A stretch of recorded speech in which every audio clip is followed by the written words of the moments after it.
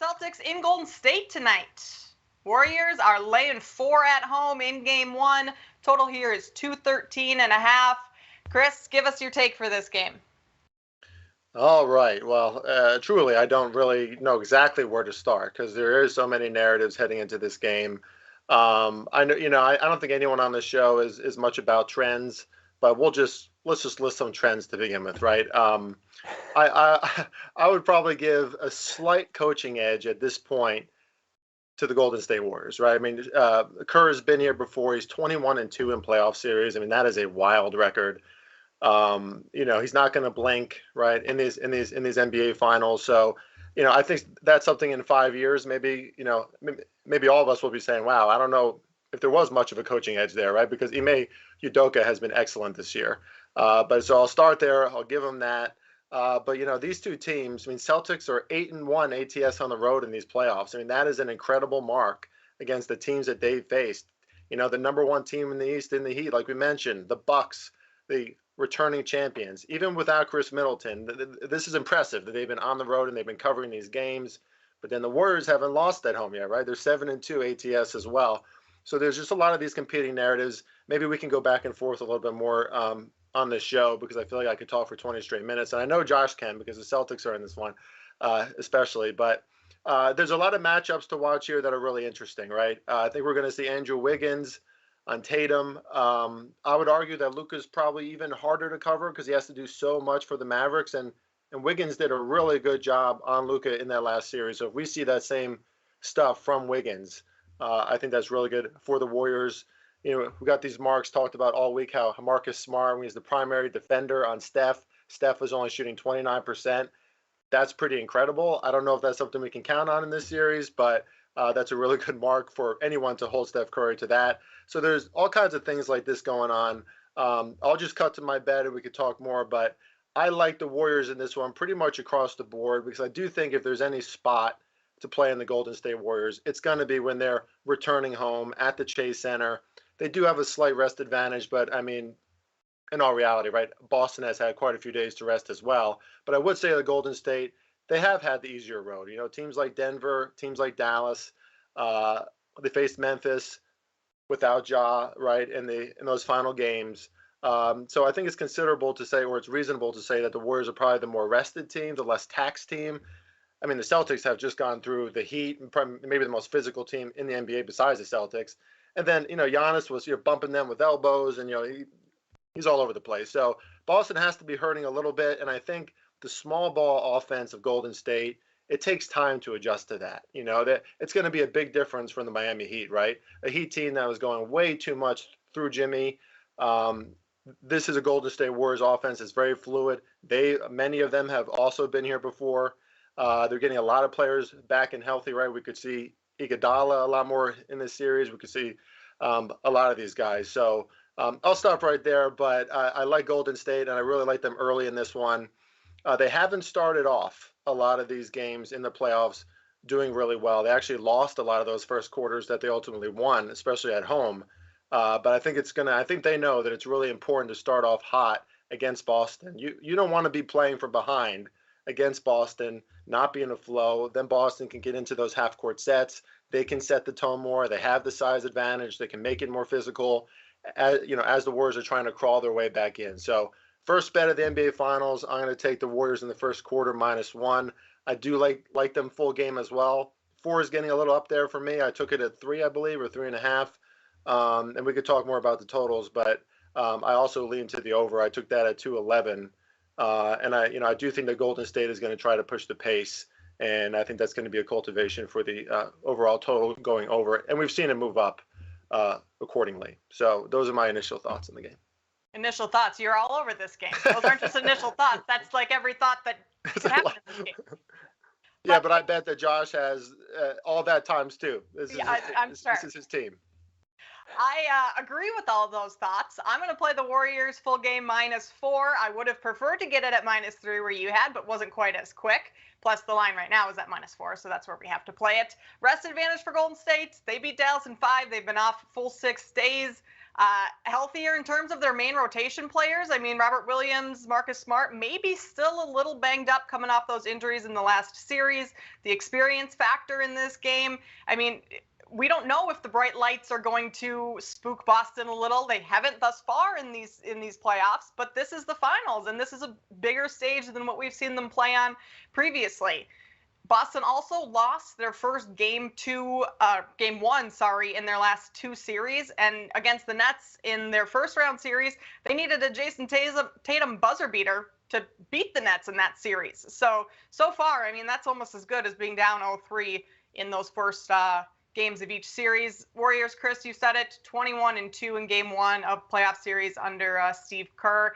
And I think that they're going to tire this Boston Celtics team out a little with the way that their offense is moving, constant movement, back cuts. I mean, you have to be out on the perimeter to guard Steph Curry, Klay Thompson. I mean, all of those guys. So I think this game is, out of all of the games, one where we could see this second half kind of blow open and the Warriors win this one pretty handedly. I don't foresee that being the case for any game past this one, but I think game one, that's something that could possibly be going on. So I'm going to lay the points with the Warriors at -4. All right, Josh, your turn. You're just betting all Boston Celtics this entire series. Your fandom has nothing to do with your handicapping. No, right, no. Not at all. Not at all. Look, I think one thing I would disagree with in this particular game for this particular matchup is I think that the Boston Celtics defense is more ready for the Warriors offense than what the Warriors offense is for the Celtics defense. And the thing with Boston's defense is their length, their size, and then their individual abilities. So guys like Marcus Smart, Derek White, who can stick to Klay Thompson, who can stick to Jordan Poole, who can stick to obviously Steph Curry. Not just with on-ball screens, but off-ball screens. Their ability to navigate off-ball is fantastic and literally second to none on the perimeter. So my concern for Golden State is, are they going to be able to find any level of fluidity against a defense that they haven't had to face yet in the playoffs? We haven't seen it. I mean, they played Denver, who were probably the worst defensive team in the entire playoffs. They played a Memphis team who didn't execute anywhere near what they could. And in the small spaces that they did, we saw them cause them a lot of discomfort. And then they played a Dallas team who had its flaws defensively and got absolutely exposed by the fact that they just didn't have any level of rim protection. So it was kind of like they could show out on the perimeter and then they got eaten up on the inside. And now you have a team that can quite literally do both. They can show out on the perimeter, they can stick to the guys out there, and they have that rim protection inside in Al Horford and in Rob Williams. So yeah, I'm kind of banking on Boston's defense being the more better prepared, I think, for game one. Of the two sets of teams. And that, for me, is why I think the Celtics are certainly live to win this game. I mean, I took position on Boston to win the series already, rather than, like I have in previous series where I've let them lose game one and then buy them on the series after that, because I think they're equally live to win game one as they are to win game two.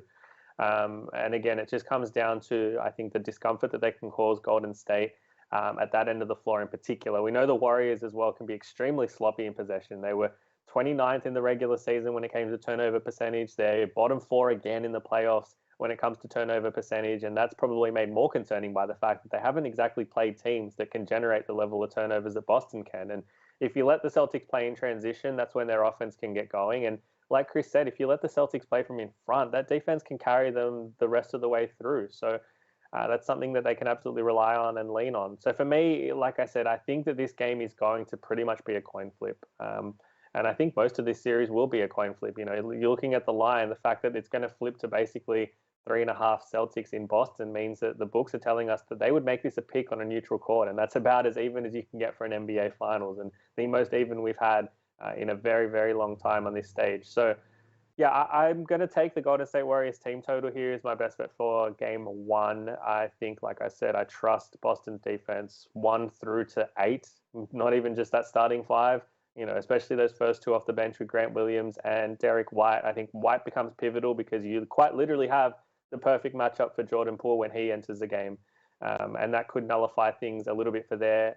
And that puts a lot of pressure as well on Steve Kerr, because if Poole's not going offensively, he all of a sudden becomes a liability defensively. And that's something that Boston can attack at that end of the floor. So those rotations for Steve Kerr, I think he's going to have to work out as the series goes. like you said, guys like Iguodala might come back. There's Otto Porter Jr. might come back. Gary Payton might come back. There's a lot of questionable tags. We don't know the status of these players. They haven't played a lot of basketball. It's not as easy as just throwing them into a game one of an NBA Finals and thinking that they'd figure things out. So those guys, I actually think, are kind of important because of the size that they bring and the athleticism that they have to match as well when you're talking about the length and the wings that Boston possess. So, yeah, for me, like I said, I think it's going to be a coin flip game. I think Boston is live to win it outright, but I'm going to take their defense to keep the Warriors under that team total, which is at 109, I believe, at the moment. 108.5 seems market consensus. I'm comfortable with both, though.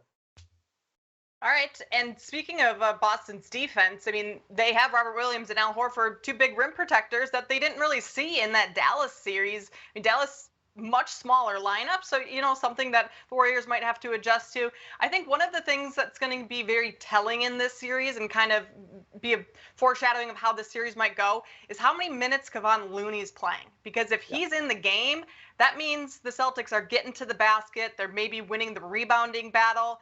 And if he's out of the game, well, that means that the Warriors are able to play their death lineup a little bit more and they get their shooters out there. So I'm going to watch for that in this first game tonight just to kind of see if Looney's playing upwards of 25, 30 minutes. I think that's really good for Boston because that means they're doing what they want to do offensively, and the Warriors need Looney in the game in order to protect the paint a little bit more. Yeah. Chris, what do you think of? Oh, go ahead, Josh. I have a question for both of you. Yeah. I've done a couple of shows now, listened to quite a few podcasts as well, obviously, as a fan, looking at previews. Can either of you give me a reason why the Warriors win that doesn't involve the word experience? Oh, yeah. Go ahead, Chris.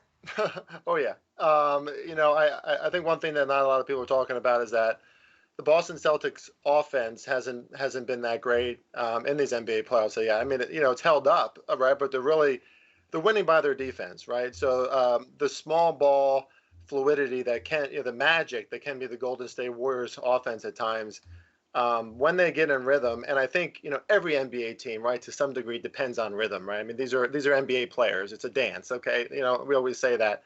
But typically, and I saw a question come in, not to ruin our Q&A session, but it was asking about when there's a lot of rest like this, do teams kind of come in a little rusty? In those situations, I depend on teams that I know just have the pure better shooters, right? And tough to say about Boston because they were the number one offense in the NBA for months, right? I mean, after January 29th, basically, you wouldn't find a better offense and defense combined in the NBA. So there's just a ton of metrics to love about Boston, but we didn't see the full version of the Warriors at multiple parts of this year, right? And now it seems like they're kind of starting to come together.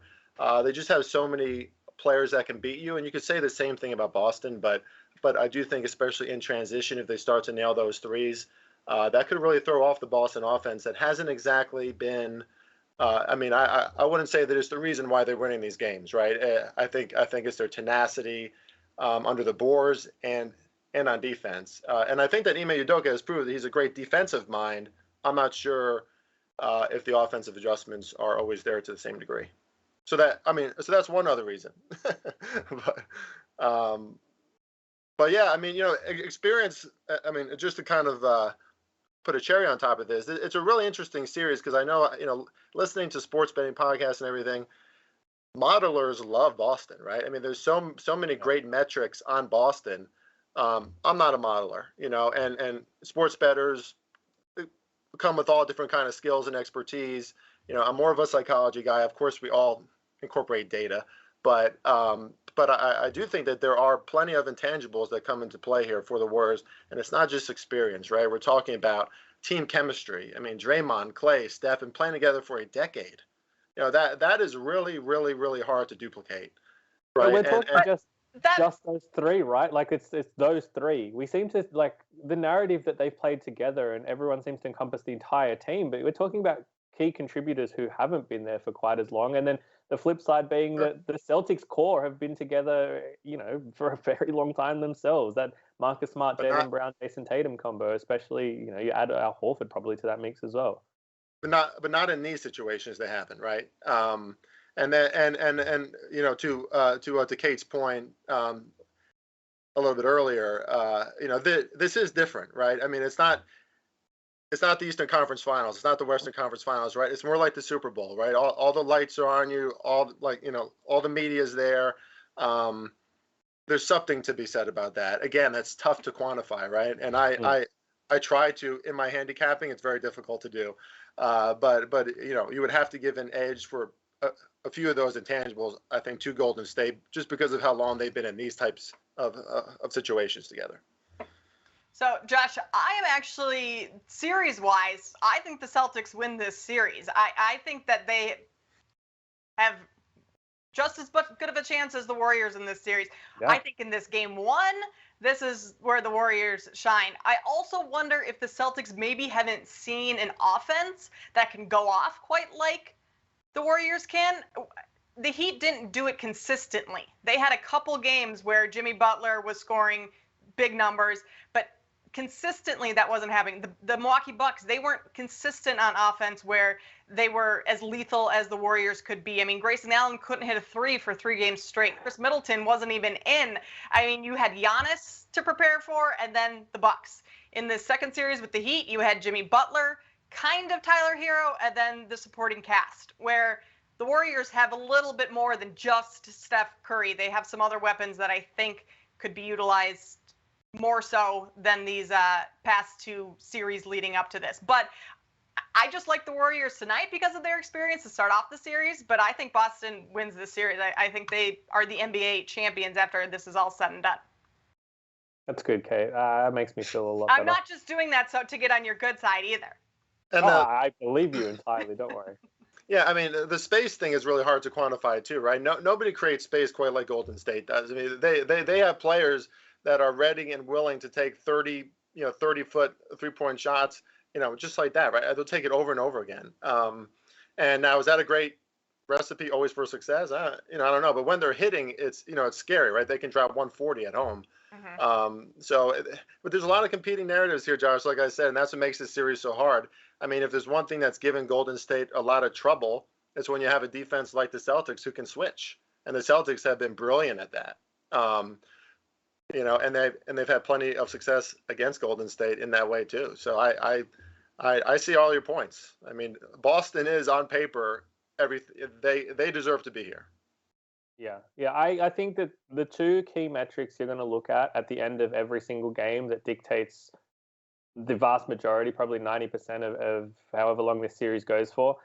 Who wins the rebounding battle? Who wins the turnover battle? I think literally circle those 2 things and you look at the team that won the game is the team that controlled both of those aspects of the game. And, sometimes basketball can be that simple, but, especially you look at Golden State, their second chance points, their efficiency off of offensive rebounds has been ridiculous these playoffs. But they're playing now a team who should control the boards, especially on the inside with the size that they have. So if you take that away, how much does it hurt the Warriors' offense? And then the flip side, of course, like I said, the turnover battle where you have a team in the Warriors who can be extremely sloppy with the ball. Draymond can be extremely sloppy. So can Steph at times, as much as I love him as an individual player. And if you still, like I said, you let the Celtics play in transition, and that's when they can find their offensive groove as well. So those 2 categories, I mean, if you're looking to handicap each game individually, if you can somehow come up with the magic formula as to who's going to win those, I think you might be onto some success these finals. So instead of handicapping individual games, let's talk series prices before we go to questions real quick. Josh, I know you are on the Celtics to win this. How many games? Celtics in 6. Yeah. Okay. Chris, what's your take? Yeah, so I do lean the Warriors. Yeah, that should create some good shows at least. Yeah, for sure. And Chris is frozen, so I will go.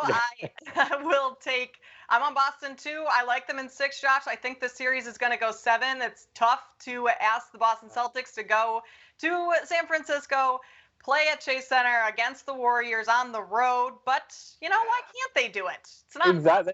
They've done it every series. They won 2 out of 2 in Brooklyn. They won 2 out of 3 in Milwaukee. Yep. They won 3 out of 4 in Miami. So it's a team that can absolutely go on the road and get it done. For sure. Chris, you froze midway through, so I jumped in to save you. What's your take with the Warriors? I appreciate that, and I did not freeze on a very nice face either. So I told you guys before the show too, I've been waiting for these storms to come all day while they're disrupting my internet. Here we go. Jeez. Yeah, they've landed. Okay. Well, we will move on to questions while Chris gets himself all sorted out here. But Chris is taking the Warriors first quarter -1. I'm going to take the Warriors full game, and Josh is taking Warriors team total under 108. So going to questions, Josh. As always, player props is our first one on the list. Mark Holmes wants to know if you like unders for Poole and Tatum in points tonight. He's thinking unders in this game 1. Yeah, I wouldn't disagree with either one of those. Like I said, I think Poole in particular, you have the perfect answer for Boston in Derek White, who can stick to him both on and off the ball. And, you know, when they run him with the starters, I think there's also still enough there. You know, whether Marcus Smart might even see some time on him. Jaylen Brown's got the speed, the length, and the size to stick with him as well. So I think this is a really difficult series for Jordan Poole. And I wouldn't be against Tatum either, because I think that's the one matchup offensively where the individual has to figure things out themselves as well. And, you know, trying to figure out a defender like Andrew Wiggins is not easy, and I think it'll take time. So I agree with both of those unders. And if you want an overs, I think the one guy I'm going to be targeting, or would be targeting if I bet them a little bit more proactively, will be Jaylen Brown. I think he's got the best offensive matchup for Boston.